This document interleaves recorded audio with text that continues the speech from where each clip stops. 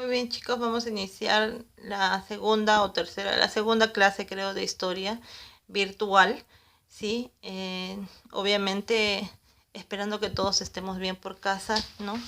Y que sigan las recomendaciones de aislamiento social que está dando el gobierno para protegernos de la pandemia mundial que afecta a todos, ¿no? Así es que, bueno, a comenzar y un poco de historia.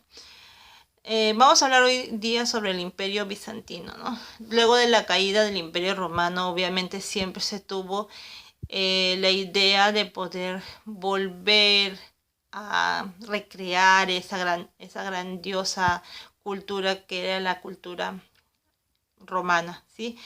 Es así que, por ejemplo, en el año 330 después de Cristo, el emperador Teodosio va a dividir el Imperio Romano en dos, en el Imperio Romano de Oriente y en el Imperio Romano de Occidente. Es así que va a lograr que solamente una parte de ellos logre más supremacía sobre otra. Y aquí le tenemos el Imperio Romano de Oriente, que luego va a pasar a nombrarse como el Imperio sí, bizantino, disculpen, ¿sí? Va a lograr una supremacía sobre el otro. ¿Por qué? Porque va a tener una ciudad importantísima que es Constantinopla, y justamente la que va a representar un puente entre Asia y Europa ¿cómo se llama? En el aspecto comercial. El desarrollo histórico del Imperio Bizantino se va a dar más o menos de esta manera, ¿no? Tenemos, por ejemplo, ¿sí?, la división del Imperio Romano en el año 395 después de Cristo, ¿sí?, y por Teodosio, que es uno de los mayores representantes de este Imperio Bizantino. Luego, del 527 al 565 aproximadamente, vamos a vivir la primera edad de oro, que es el de Justiniano, ¿ok?, que va a ser, digamos, de esa época la máxima representación, o va a representar el esplendor del Imperio Bizantino. De ahí viene en el año 610 al 641, ¿sí?, Heráclito I, que entre sus logros va a establecer el título de Basileus y se organiza el imperio en provincias o temas. Luego en el 717 al 741, estamos aquí, okay, después de Cristo obviamente, va a aparecer León III, ¿sí?, y va a protagonizar la famosa querella de las imágenes, o también llamadas el conflicto iconoclástico, ¿no?, que vamos a explicarlo más adelante. En los años 976 a 1025 después de Cristo vamos a vivir la segunda edad de oro, ¿sí?, a cargo del emperador Basilio II, y va a haber un resurgimiento del Imperio Bizantino. El tema de la controversia iconoclástico o conflicto iconoclástico va a generar que el Imperio Bizantino decaiga un poquito su desarrollo, y es así que en esta era con el emperador Basilio II vamos a volver a resurgir, ¿no?, el esplendor del Imperio Bizantino. En el año 1454 se va a dar el cisma de Oriente, que va a ser la ruptura total de la Iglesia Católica, ¿sí?, y se va a fraccionar en dos. Y en 1453 va a ocurrir la toma de Constantinopla y va a marcar la caída del Imperio Bizantino, ¿no? Y obviamente por los turcos mahometanos. ¿Qué cosa quiere decir? El resurgimiento de la relación musulmana. Es así que vamos a ver que un gran representante del Imperio Bizantino va a ser Justiniano, ¿sí?, que va a tener ciertos aportes importantes a esta cultura y obviamente a nuestra cultura también, porque luego de la romana, recuerden ustedes que esta es una forma de revivir el esplendor de Roma y de todos los aportes, pero no solamente de Roma, porque también vamos a tratar de revivir, por ejemplo, la cultura griega, ¿no?, a los aportes importantes de la cultura griega, que se unificó obviamente a la cultura romana. Es así que vamos a ver que primero va a ser la recopilación y codificación de derecho romano, y lo voy a llamar el Corpus Iuris Civilis Romanis, ¿sí?, que es la recopilación de todos los derechos romanos y todos los aportes políticos de Roma. Además va a impulsar el comercio Mediterráneo oriental. ¿Qué cosa quiere decir? Que va a tener un auge comercial muy grande. Yo les expliqué que por el hecho de que Constantinopla era como un puente comercial entre Asia y Europa, ¿no?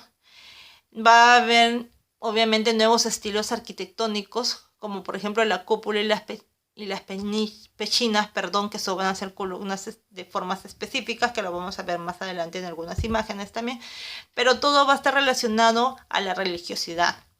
Es lo que vamos a ver en esta época, ¿no? Que va a haber una gran una unión entre el poder político y el poder religioso, y también va a haber obviamente un enfrentamiento entre ambos en algún momento, ¿no? Y va a proteger la cultura clásica, ¿sí? Creando grandes bibliotecas, ¿no? Lo habíamos dicho ya, ¿no? Quería renacer nuevamente la cultura romana, y recuerden ustedes que al renacer la cultura romana teníamos que recopilar todo el aprendizaje de los griegos, ¿no? El Corpus Juris Civilis Romanis, o llamado también el Código de Justiniano, va a estar conformado por 4 partes importantes. El Códex, que va a ser la recopilación de las leyes romanas, las institutas, comentarios o interpretaciones, las pandectas o digestos, que va a ser el manual de derecho romano, obviamente modificados, ¿no? Las novelas, nuevas leyes hechas por Justiniano, donde se van a agregar obviamente nuevas leyes de acuerdo al contexto que estaban viviendo, ¿sí? Con el imperio bizantino, sí, vamos a tener que también lo que había pasado con la llegada de los bárbaros, que era que las personas se habían mudado de las ciudades a las áreas rurales. Vamos a ver que nuevamente va a volver la funcionalidad de las grandes ciudades, ¿no? El imperio bizantino entonces va a tener su origen, ¿sí? Con la división del imperio romano realizado por el emperador Teodosio en el año 395 después de Cristo, ¿sí? Y va a ser llamado obviamente Imperio Romano de Oriente. ¿Cuál va a ser la capital más importante? Va a haber ciudades importantes, pero la ciudad que va a ser la más, o que va a cobrar mayor importancia, es Constantinopla, ¿no? Que va a ser fundada en el año 330 después de Cristo, ¿sí? Sobre la antigua ciudad de Bizancio. Características, sí, tenemos que hablar de ciertas características de forma general. En lo económico, por ejemplo, estuvo su economía basada en la agricultura y el comercio marítimo y terrestre, y la moneda va a ser el bizanti de oro. Políticas, va a ser un imperio dividido en temas, en provincias, ¿sí? Con un jefe militar que va a ser un estratega, ¿sí? Y va a haber un emperador que va a ser el que va a tener el poder teocrático y absoluto. ¿Qué cosa quiere decir? Que era un tipo de gobierno teocrático absolutista, ¿no? Por lo tanto, también en el aspecto social van a haber división de clases sociales, como en todas las culturas, ¿no? En la religiosidad se va a practicar el cristianismo. Recuerden que estamos hablando de después de Cristo. Eso quiere decir que Cristo aparece más o menos en la caída del Imperio Romano, y es decir que ahí ya se va a difundir el cristianismo como religión principal. Pero en 1054 se produjo el cisma de Oriente, que va a ser la división de la Iglesia Católica en 2 partes, ¿no? ¿Por qué? Porque habían ciertos elementos de la religión católica que a muchos no les gustaba o no les convenía, y se generó ese cisma de Oriente, ¿no? Y ahí van a surgir otras iglesias, ¿no? Por ejemplo, la Iglesia Ortodoxa griega, la luterana, la calvinista, que la vamos a ver mucho más adelante. Ahora, el Imperio Bizantino va a ser la síntesis de 4 grandes culturas: Roma, Grecia, Persia y Arabia. Organización económica, ¿sí? En la agricultura obviamente fue la principal actividad económica, ¿sí? Y sus grandes propiedades pertenecientes a la nobleza y a los monasterios, y ahí eran trabajados por siervos, ¿sí? De cierta manera se va a mantener lo que había surgido luego de la caída de Roma bajo manos de los bárbaros, ¿no? Es así que, por ejemplo, se van a mantener ese sistema de feudalismo, se llama el sistema, ¿no? En el que, por ejemplo, había un gran señor que tenía a su cargo en sus tierras a gente trabajando para él, ¿no? A modo de renta, ¿no? Ellos aprovechaban esa situación. Artesanía, los artículos de lujo como la seda, que se comercializaba obviamente con Asia, los tapices, la orfebrería y el marfil, ¿no? Que eran muy cotizados en la época, eran los productos que más resaltaban. El comercio se va a favorecer por la posición que tiene Constantinopla, que es como un engranaje, un puente entre Europa y Asia, que ya lo habíamos mencionado anteriormente. En el aspecto social vamos a ver que van a haber 3 grandes grupos, ¿no? Obviamente en la parte de arriba, en la superior, la clase privilegiada, que va a estar integrada por la nobleza, que va a estar integrada por basileos, alta aristocracia y el patriarcado. el clero, una burocracia, terratenientes y jefes de los ejércitos. En el segundo sector, en la segunda clase social, vamos a tener a los sectores medios sin privilegios políticos, ¿ok? Tenían obviamente cierto auge económico, pero no podían tener cargos públicos, no podían tener no podían ser nobles. Van a tener a los comerciantes, a los artesanos y a los campesinos. Y obviamente el sector oprimido, como siempre, son los siervos y esclavos, que obviamente van a carecer de derechos, ¿no? Solamente van a ser vistos como cosas.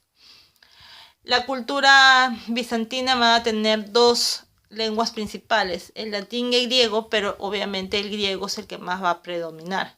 En la religión, sí, va a ser la religión cristiana, ya lo habíamos mencionado antes, o la religión católica, si quieren llamarlo ustedes así, pero con el pasar del tiempo va a haber disputas.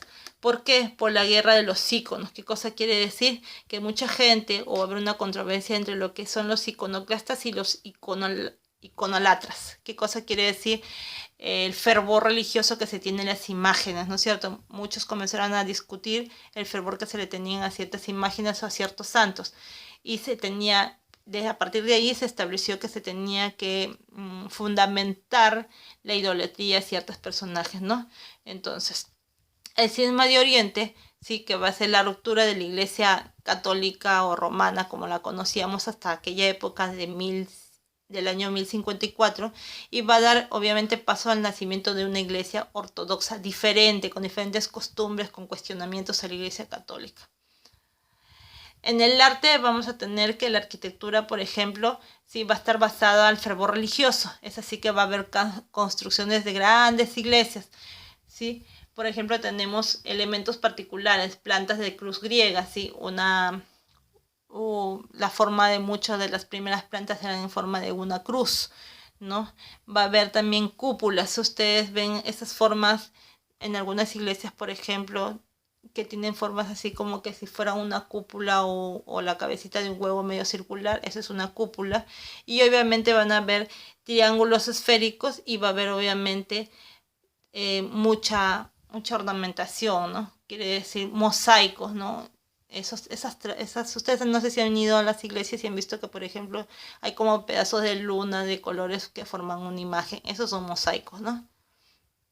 Ahí, por ejemplo, tienen a la iglesia de Santa Sofía, que es una de las más grandes representaciones de aquella época, y la Santa Vital de Ravenna, como ustedes ven, muy adornada, muy ornamentada, ¿no? Muchas gracias, chicos. Hasta ahí llegamos.